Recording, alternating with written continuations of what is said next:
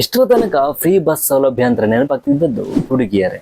ಆದ್ರೆ ಈಗ ಹುಡುಗರಿಗೂ free bus pass ಸಿಗ್ತಿದೆ. ಅಷ್ಟೇ ಅಲ್ಲ, ಈ ಬಸ್ ಪಾಸ್ಗೆ ಅರ್ಜಿ ಹಾಕೋಕೆ ಕಾಲೇಜು, ಸೈಬರ್ ಸೆಂಟರ್ ಅಂತ ಅಲೆದಾಡುವ ಅವಶ್ಯಕತೆನೂ ಇಲ್ಲ. ನಿಮ್ಮ ಕೈಯಲ್ಲಿರೋ ಮೊಬೈಲ್ನಲ್ಲಿ ಕೆಲವೇ ನಿಮಿಷಗಳಲ್ಲಿ ಅಪ್ಲಿಕೇಶನ್ ಹಾಕ್ಬೋದು. ಹಾಗಿದ್ರೆ ಅದು ಹೇಗೆ? ಯಾವ ದಾಖಲೆಗಳು ಬೇಕು? ಸಂಪೂರ್ಣ ಪ್ರಕ್ರಿಯೆ ಏನು ಅಂತ ಇವತ್ತಿನ ವಿಡಿಯೋದಲ್ಲಿ ಸ್ಟೆಪ್ ಬೈ ಸ್ಟೆಪ್ ತಿಳಿಸಿಕೊಡ್ತೇನೆ. ಹಾಯ್, ಹೆಲೋ, ನಮಸ್ಕಾರ, welcome back to Karavali tech. ನಾನು ಕಿರಣ್ ಗೌಡ ಬೆಳಾರ್. ಇವತ್ತಿನ ವಿಡಿಯೋಗೆ ತಮಗೆಲ್ಲರಿಗೂ ಸ್ವಾಗತ.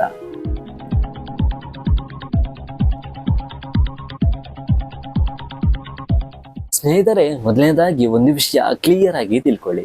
ಈ ಬಸ್ ಪಾಸ್ ಸೌಲಭ್ಯ ಎಲ್ಲ ವಿದ್ಯಾರ್ಥಿಗಳಿಗೂ ಸಿಗೋದಿಲ್ಲ. ಸರ್ಕಾರ ನಿಗದಿಪಡಿಸಿರುವ ನಿಯಮಗಳಿಗೆ ಅನುಗುಣವಾಗಿ ಅರ್ಹ ವಿದ್ಯಾರ್ಥಿಗಳು ಮಾತ್ರ ಅರ್ಜಿ ಸಲ್ಲಿಸಬಹುದು. ಹಾಗಾಗಿ ಮೊದಲಿಗೆ ಯಾರು ಈ ಬಸ್ ಪಾಸ್ಗೆ ಅರ್ಜಿ ಹಾಕಬಹುದು ಅನ್ನೋದನ್ನ ನೋಡೋಣ. ಕರ್ನಾಟಕದಲ್ಲಿ ವ್ಯಾಸಂಗ ಮಾಡುತ್ತಿರುವ ವಿದ್ಯಾರ್ಥಿಗಳು ಈ ಬಸ್ ಪಾಸ್ಗೆ ಅರ್ಜಿ ಸಲ್ಲಿಸಬಹುದು. PUC, ITI, diploma, degree, post graduation ಸೇರಿದಂತೆ ಮಾನ್ಯತೆ ಪಡೆದ ಶಿಕ್ಷಣ ಸಂಸ್ಥೆಗಳಲ್ಲಿ ಓದುತ್ತಿರುವ ವಿದ್ಯಾರ್ಥಿಗಳು ಇದರ ಪ್ರಯೋಜನ ಪಡೆಯಬಹುದು. ಇನ್ನೊಂದು ಮುಖ್ಯ ವಿಷಯ ಏನಂದ್ರೆ, ಈ ಬಸ್ ಪಾಸ್ ಸೌಲಭ್ಯಕ್ಕೆ ಸಾಮಾನ್ಯವಾಗಿ ವಿದ್ಯಾರ್ಥಿಯ ನಿವಾಸ ಮತ್ತು ಶಿಕ್ಷಣ ಸಂಸ್ಥೆಯ ನಡುವಿನ ಅಂತರ 50 ಕಿಲೋಮೀಟರ್ ಮಿತಿಯೊಳಗೆ ಇರಬೇಕು. ಹಾಗೆಯೇ ಕರ್ನಾಟಕದ ವಿದ್ಯಾರ್ಥಿಗಳು ಬೇರೆ ರಾಜ್ಯಗಳಲ್ಲಿ ಓದುತ್ತಿದ್ದರೂ ಹಾಗೂ ಬೇರೆ ರಾಜ್ಯದ ವಿದ್ಯಾರ್ಥಿಗಳು ಕರ್ನಾಟಕದಲ್ಲಿ ಓದುತ್ತಿದ್ದರೂ ಸರ್ಕಾರದ ನಿಯಮಗಳ ಪ್ರಕಾರ ಅಗತ್ಯ ದಾಖಲೆಗಳನ್ನು ಸಲ್ಲಿಸಿ ಬಸ್ ಪಾಸ್ಗೆ ಅರ್ಜಿ ಹಾಕಬಹುದು. ಆದರೆ ಅಂತಿಮ ಅರ್ಹತೆ ಮತ್ತು ಅನುಮೋದನೆ ಸಂಬಂಧಪಟ್ಟ ಸಾರಿಗೆ ನಿಗಮದ ನಿಯಮಗಳಿಗೆ ಒಳಪಟ್ಟಿರುತ್ತದೆ. ಆದ್ರಿಂದ ಅರ್ಜಿ ಸಲ್ಲಿಸುವ ಮೊದಲು ನಿಮ್ಮ ವಿವರಗಳನ್ನು ಹಾಗೂ ಅರ್ಹತಾ ಷರತ್ತನ್ನು ಒಮ್ಮೆ ಚೆಕ್ ಮಾಡಿಕೊಳ್ಳಿ. ಈಗ ನಿಮ್ಮ ಮೊಬೈಲ್ನಲ್ಲಿ ಫ್ರೀ ಬಸ್ ಪಾಸ್ಗೆ ಅರ್ಜಿ ಹಾಕುವುದು ಹೇಗೆ ಅನ್ನೋದನ್ನು ಸ್ಕ್ರೀನ್ ರೆಕಾರ್ಡ್ ಮೂಲಕ ನೋಡೋಣ. ಫಸ್ಟಿಗೆ ಯಾವುದಾದ್ರೂ ವೆಬ್ಸೈಟ್ನಲ್ಲಿ ಸೇವಾ ಸಿಂಧು ಅಂತ ಸರ್ಚ್ ಮಾಡಿ. ನಂತರ ಈ ರೀತಿ ಸೇವಾ ಸಿಂಧು 1 ಅನ್ನೋ ಲಿಂಕ್ ಮೇಲೆ ಕ್ಲಿಕ್ ಮಾಡಿದರೆ ಸೇವಾ ಸಿಂಧು ಲಾಗಿನ್ ಪೇಜ್ ಓಪನ್ ಆಗುತ್ತೆ. ನಾನು ನಿಮಗೆ ಡಿಸ್ಕ್ರಿಪ್ಷನ್ನಲ್ಲಿ ಇದರ ಲಿಂಕ್ ಕೊಟ್ಟಿರ್ತೇನೆ. ಅದರ ಮೂಲಕವೂ ನೀವು ಈ ಪೇಜನ್ನು ಓಪನ್ ಮಾಡಬಹುದು. ಅದರಲ್ಲಿ ನೀವು ಇನ್ನೂ ಕೂಡ ರಿಜಿಸ್ಟರ್ ಆಗಿರದಿದ್ದರೆ ರಿಜಿಸ್ಟರ್ ಹಿಯರ್ ಮೇಲೆ ಕ್ಲಿಕ್ ಮಾಡಿ ನಿಮ್ಮ ಮೊಬೈಲ್ ನಂಬರ್ ಅಥವಾ ಇಮೇಲ್ ಮೂಲಕ ರಿಜಿಸ್ಟರ್ ಆಗಿ ಪಾಸ್ವರ್ಡ್ ಸೆಟ್ ಮಾಡಿಕೊಳ್ಳಿ. ರಿಜಿಸ್ಟರ್ ಆದ ನಂತರ ನೀವು ಇಲ್ಲಿ ಮೊಬೈಲ್ ನಂಬರ್ ಅಥವಾ ಇಮೇಲ್ ID ಹಾಕಿ ಪಾಸ್ವರ್ಡ್ನ ಮೂಲಕವೂ ಲಾಗಿನ್ ಆಗಬಹುದು. ಅಥವಾ ಇಲ್ಲಿ ಗೆಟ್ OTP ಮೇಲೆ ಕ್ಲಿಕ್ ಮಾಡಿದರೆ ನಿಮಗೊಂದು OTP ಬರುತ್ತೆ. ಅದನ್ನು ಇಲ್ಲಿ ಎಂಟರ್ ಮಾಡಿ ಅಲ್ಲಿ ಇದ್ದ ಹಾಗೆಯೇ ಟೈಪ್ ಮಾಡಿ ಸಬ್ಮಿಟ್ ಕೊಡಿ. ಆಗ ಸರ್ವಿಸ್ ಪ್ಲಸ್ ಅಂತ ಪೇಜ್ ಓಪನ್ ಆಗ್ತದೆ. ಅದರಲ್ಲಿ ಲೆಫ್ಟ್ ಸೈಡ್ನಲ್ಲಿ ಅಪ್ಲೈ ಫಾರ್ ಸರ್ವಿಸ್ ಕ್ಲಿಕ್ ಮಾಡಿ ವಿವ್ ಆಲ್ ಅವೈಲೇಬಲ್ ಸರ್ವಿಸಸ್ ಅನ್ನೋ ಆಪ್ಷನ್ಗೆ ಕ್ಲಿಕ್ ಮಾಡಿದರೆ ಈ ಪೇಜ್ ಓಪನ್ ಆಗುತ್ತೆ. ಅದರಲ್ಲಿ ಸ್ಟೂಡೆಂಟ್ ಬಸ್ ಪಾಸ್ ಅಂತ ಸರ್ಚ್ ಮಾಡಿ. ಆಗ ಹೀಗೆ ಕೆಲವೊಂದು ಆಪ್ಷನ್ ಕೊಟ್ಟಿರ್ತಾರೆ.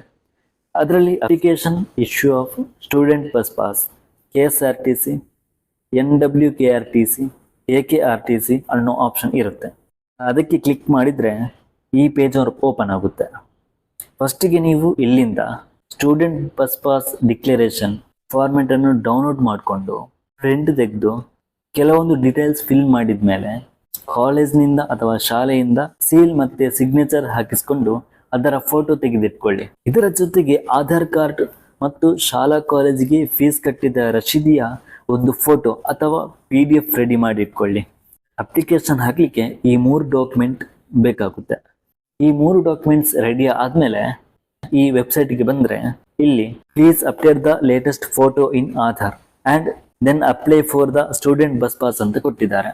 ಅಂದರೆ ನೀವು ಬಸ್ ಪಾಸ್ಗೆ ಅರ್ಜಿ ಹಾಕೋಕ್ಕೂ ಮೊದಲು ನಿಮ್ಮ ಆಧಾರ್ನಲ್ಲಿ ನಿಮ್ಮ ಇತ್ತೀಚಿನ ಫೋಟೋವನ್ನು ಅಪ್ಡೇಟ್ ಮಾಡಿರಬೇಕು ಅಂತ ಮಾಹಿತಿ ಕೊಟ್ಟಿದ್ದಾರೆ. ಇಲ್ಲಿ ಓಕೆ ಕ್ಲಿಕ್ ಮಾಡಿ.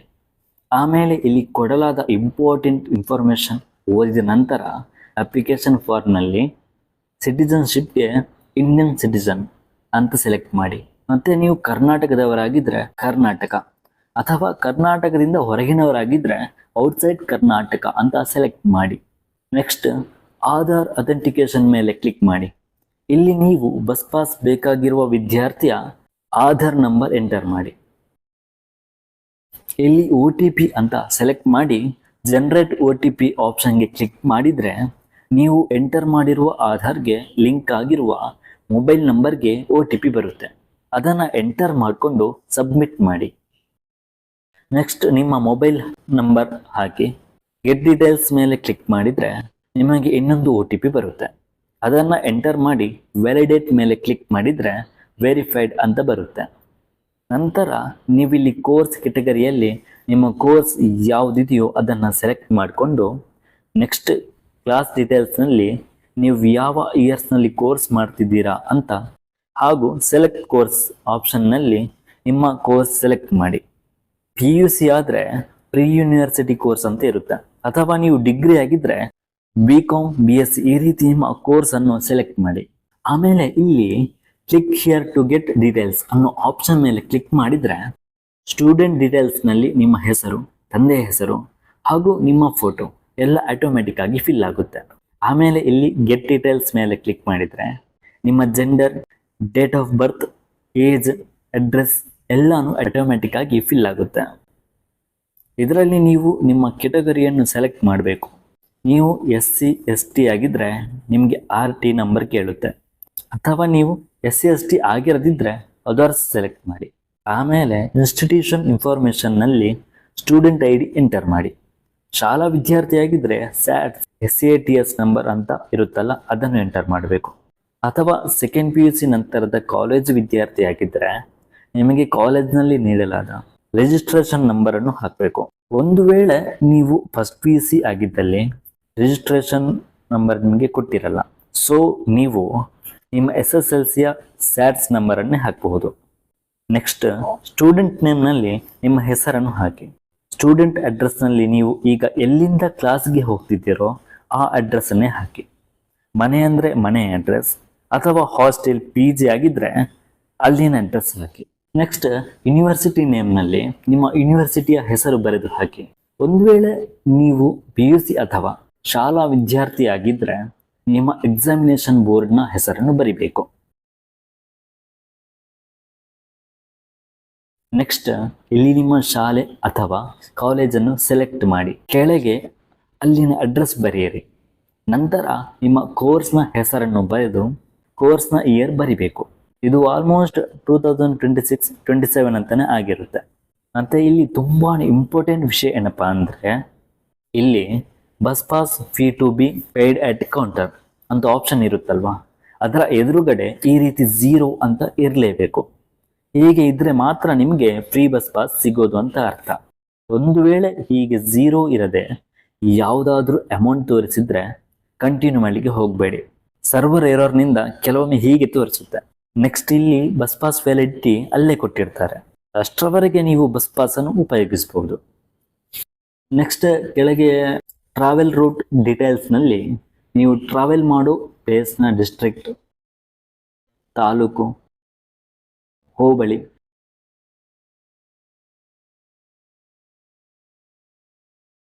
ಗ್ರಾಮ ಎಲ್ಲ ಸೆಲೆಕ್ಟ್ ಮಾಡಿದ ಮೇಲೆ ಇಲ್ಲಿ ನಿಯರೆಸ್ಟ್ ಬೋರ್ಡಿಂಗ್ ಪಾಯಿಂಟ್ಸ್ ಅಂತ ಇರುತ್ತಲ್ಲ, ಅದಕ್ಕೆ ನೀವು ಎಲ್ಲಿಂದ ಪ್ರಯಾಣ ಮಾಡ್ತಿರೋ ಆ ಪ್ಲೇಸನ್ನು ಸೆಲೆಕ್ಟ್ ಮಾಡಿ. ಒಂದೊಂದು ಸಾರಿ ಇಲ್ಲಿ ನಿಮಗೆ ಸೆಲೆಕ್ಟ್ ಮಾಡಲಿಕ್ಕೆ ಬೇಕಾದ ಪ್ಲೇಸ್ನ ಆಪ್ಷನ್ ತೋರಿಸಲ್ಲ. ಈ ಎರರ್ ತುಂಬ ಜನರಿಗೆ ಬರ್ತಿದೆ. ಇದನ್ನು ಆದಷ್ಟು ಬೇಗ ಸರಿ ಮಾಡ್ತಾರೆ ಅಂತ ಭಾವಿಸ್ತೇನೆ. ನೆಕ್ಸ್ಟ್ ಇದು ಆದಮೇಲೆ ನಿಯರೆಸ್ಟ್ ಡ್ರಾಪ್ ಪಾಯಿಂಟ್ಸ್ನಲ್ಲಿ ನೀವು ಎಲ್ಲಿ ಇಳಿತೀರೋ ಆ ಪ್ಲೇಸ್, ಅಂದರೆ ನಿಮ್ಮ ಶಾಲಾ ಕಾಲೇಜಿನ ಹತ್ತಿರದ ಪ್ಲೇಸನ್ನು ಸೆಲೆಕ್ಟ್ ಮಾಡಿ. ಆಮೇಲೆ ವಿಯಾ ಆಪ್ಷನ್ನಲ್ಲಿ ಮಾರ್ಗ ಬದಲಾವಣೆ ಸ್ಥಳ ಇದ್ದರೆ ಅದನ್ನು ಆಯ್ಕೆ ಮಾಡಿ. ಒಂದು ವೇಳೆ ಇಲ್ಲದಿದ್ದರೆ ಬ್ಲ್ಯಾಂಕ್ ಆಪ್ಷನ್ ಇರುತ್ತೆ, ಅದನ್ನು ಆಯ್ಕೆ ಮಾಡಿ. ನೆಕ್ಸ್ಟ್ ಸೆಲೆಕ್ಟ್ ದಿ ಡಿವಿಷನ್ನಲ್ಲಿ ನೀವು ಪ್ರಯಾಣಿಸೋ ಬಸ್ನ ಡಿವಿಷನ್ ಅಂದರೆ ವಿಭಾಗ ಹಾಗೂ ಡಿಪೋವನ್ನು ಆಯ್ಕೆ ಮಾಡಿ. ನೆಕ್ಸ್ಟ್ ಸೆಲೆಕ್ಟ್ ದಿ ಕೌಂಟರ್ ಆಯ್ಕೆಯಲ್ಲಿ ನಿಮ್ಮ ಹತ್ತಿರದ ಬಸ್ ಕೌಂಟರ್ ಸೆಲೆಕ್ಟ್ ಮಾಡಿ. ಇಲ್ಲಿ ನೀವು ಯಾವ ಕೌಂಟರ್ ಸೆಲೆಕ್ಟ್ ಮಾಡ್ತೀರೋ ಅಲ್ಲೇ ನಿಮಗೆ ಬಸ್ ಪಾಸ್ ಕೊಡೋದು. ಇಷ್ಟು ಆದಮೇಲೆ ಒಂದ್ಸಲ ಮೇಲಿನ ಎಲ್ಲ ಡೀಟೇಲ್ಸ್ ಫಿಲ್ ಮಾಡಿದ್ದೀರಾ ಅಂತ ಚೆಕ್ ಮಾಡ್ಕೊಳ್ಳಿ. ಫಿಲ್ ಆಗದಿದ್ದರೆ ಸಬ್ಮಿಟ್ ಮಾಡೋಕ್ಕೆ ಆಗಲ್ಲ. ಒಂದು ವೇಳೆ ಯಾವುದಾದ್ರೂ ಎರರ್ನಿಂದಾಗಿ ಸೆಲೆಕ್ಟ್ ಮಾಡಲಿಕ್ಕೆ ಆಗದಿದ್ದರೆ ಡ್ರಾಫ್ಟ್ ಆಪ್ಷನ್ ಮೇಲೆ ಕ್ಲಿಕ್ ಮಾಡಿ. ಹೀಗೆ ಮಾಡಿದರೆ ನಿಮ್ಮ ಅಪ್ಲಿಕೇಶನ್ ಸೇವ್ ಆಗಿರುತ್ತೆ. ಹಾಗೂ ನೆಕ್ಸ್ಟ್ ಟೈಮ್ ಅಪ್ಲಿಕೇಶನ್ ಕಂಟಿನ್ಯೂ ಮಾಡಿದಾಗ ಇನ್ನೊಮ್ಮೆ ಎಲ್ಲ ಡೀಟೇಲ್ಸ್ ಫಿಲ್ ಮಾಡಬೇಕಾದ ಅವಶ್ಯಕತೆ ಇರಲ್ಲ.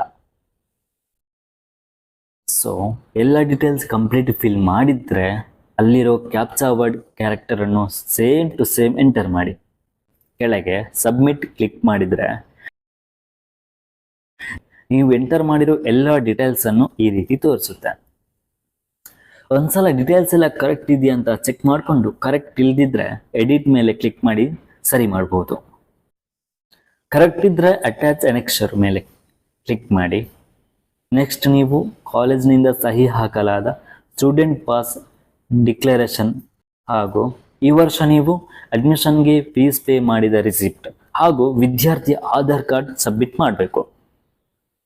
ಚೂಸ್ ಫೈಲ್ ಮೇಲೆ ಕ್ಲಿಕ್ ಮಾಡಿ JPG ಅಥವಾ PDF ಫಾರ್ಮ್ಯಾಟ್ನಲ್ಲಿ ಅಪ್ಲೋಡ್ ಮಾಡಬಹುದು. ಆದರೆ ಫೈಲ್ ಸೈಜ್ ಮಾತ್ರ 2 MB ಗಿಂತ ಹೆಚ್ಚು ಇರಬಾರ್ದು. ಇಲ್ಲಿ ಎಲ್ಲ ಡಾಕ್ಯುಮೆಂಟನ್ನು ಅಪ್ಲೋಡ್ ಮಾಡಿದ ಮೇಲೆ ಸೇವ್ ಅನೆಕ್ಷರ್ ಮೇಲೆ ಕ್ಲಿಕ್ ಮಾಡಿ ನೆಕ್ಸ್ಟ್ ಅಪ್ಲಿಕೇಶನ್ ಸಬ್ಮಿಟೆಡ್ ಸಕ್ಸಸ್ಫುಲಿ ಅಂತ ಒಂದು ಪೇಜ್ ಓಪನ್ ಆಗುತ್ತೆ. ಇಲ್ಲಿ ಎಲ್ಲ ಡಾಕ್ಯುಮೆಂಟನ್ನು ಅಪ್ಲೋಡ್ ಮಾಡಿದ ಮೇಲೆ ಸೇವ್ ಅನೆಕ್ಷರ್ ಮೇಲೆ ಕ್ಲಿಕ್ ಮಾಡಿ ನೆಕ್ಸ್ಟ್ ಅಪ್ಲಿಕೇಶನ್ ಸಬ್ಮಿಟೆಡ್ ಸಕ್ಸಸ್ಫುಲಿ ಅಂತ ಒಂದು ಪೇಜ್ ಓಪನ್ ಆಗುತ್ತೆ. ಇದರಲ್ಲಿ ನೀವು ಡೌನ್ಲೋಡ್ ಅಕ್ನಾಲೆಜ್ಮೆಂಟ್ ಆಪ್ಷನ್ ಮೇಲೆ ಕ್ಲಿಕ್ ಮಾಡಿದರೆ ಈ ರೀತಿ bus pass application acknowledgement PDF ರೂಪದಲ್ಲಿ ನಿಮ್ಮ ಮೊಬೈಲ್ನಲ್ಲಿ ಸೇವ್ ಆಗುತ್ತೆ. ನೀವು ಇದರ ಪ್ರಿಂಟ್ ತೆಗೆದು ಇದರ ಜೊತೆ ಆಧಾರ್ ಕಾರ್ಡ್ ಕಾಪಿ ಮತ್ತು ಕಾಲೇಜ್ನ ಫೀ ರಿಸಿಪ್ಟ್ ಹಾಗೂ ಸ್ಟೂಡೆಂಟ್ ಪಾಸ್ ಡಿಕ್ಲರೇಷನ್ ಫಾರ್ಮನ್ನು ನಿಮ್ಮ ಹತ್ತಿರದ ಬಸ್ ಪಾಸ್ ಕೌಂಟರ್ಗೆ ಕೊಟ್ಟರೆ ಅಲ್ಲಿಂದಲೇ ನೀವು ಬಸ್ ಪಾಸನ್ನು ಪಡಿಬಹುದು. ಹಾಗಿದ್ರೆ ಸ್ನೇಹಿತರೆ, ಹುಡುಗರಿಗಾಗಿ ಫ್ರೀ ಬಸ್ ಅಪ್ಲಿಕೇಶನ್ ಅನ್ನು ಮೊಬೈಲ್ನಲ್ಲಿ ಹೇಗೆ ಸಲ್ಲಿಸಬೇಕು ಅಂತ ಸ್ಟೆಪ್ ಬೈ ಸ್ಟೆಪ್ ನೋಡಿದ್ವಿ. ಅರ್ಜಿ ಹಾಕುವಾಗ ಯಾವುದೇ ಸಮಸ್ಯೆ ಅಥವಾ ಸಂದೇಹ ಇದ್ದರೆ ಕಮೆಂಟ್ ಮಾಡಿ. ಸಾಧ್ಯವಾದಷ್ಟು ಬೇಗ ಉತ್ತರಿಸಲು ಪ್ರಯತ್ನ ಮಾಡ್ತೇನೆ. ಈ ಮಾಹಿತಿ ನಿಮಗೆ ಉಪಯುಕ್ತ ಅನಿಸಿದ್ರೆ ಈ ವಿಡಿಯೋಗೆ ಒಂದು ಲೈಕ್ ಮಾಡಿ ಹಾಗೂ ನಿಮ್ಮ ಸ್ನೇಹಿತರಿಗೂ ಶೇರ್ ಮಾಡಿ. ಯಾಕಂದ್ರೆ ಈ ಮಾಹಿತಿ ಸಾಕಷ್ಟು ವಿದ್ಯಾರ್ಥಿಗಳಿಗೆ ಸಹಾಯ ಮಾಡಬಹುದು. ಇದೇ ರೀತಿಯ tech updates, government schemes, mobile tips and tricks ಮತ್ತು ಆನ್ಲೈನ್ ಅಪ್ಲಿಕೇಶನ್ ಗೈಡ್ಸ್ ಗಳಿಗಾಗಿ ಕರಾವಳಿ ಟೆಕ್ ಚಾನೆಲ್ ಅನ್ನು ಸಬ್ಸ್ಕ್ರೈಬ್ ಮಾಡಿ ಹಾಗೂ ಬೆಲ್ ಐಕಾನ್ ಕ್ಲಿಕ್ ಮಾಡಿ. ನಾನು ಕಿರಣ್ ಗೌಡ ಬೆಳಾಲ್ ಫ್ರಮ್ ಕರಾವಳಿ ಟೆಕ್. ಮುಂದಿನ ವಿಡಿಯೋದಲ್ಲಿ ಒಂದೊಳ್ಳೆ ಕಂಟೆಂಟ್ ನೊಂದಿಗೆ ಸಿಗೋಣ. ಅಲ್ಲಿವರೆಗೂ ಟೇಕ್ ಕೇರ್, ಬಾಯ್ ಬಾಯ್, ಧನ್ಯವಾದಗಳು.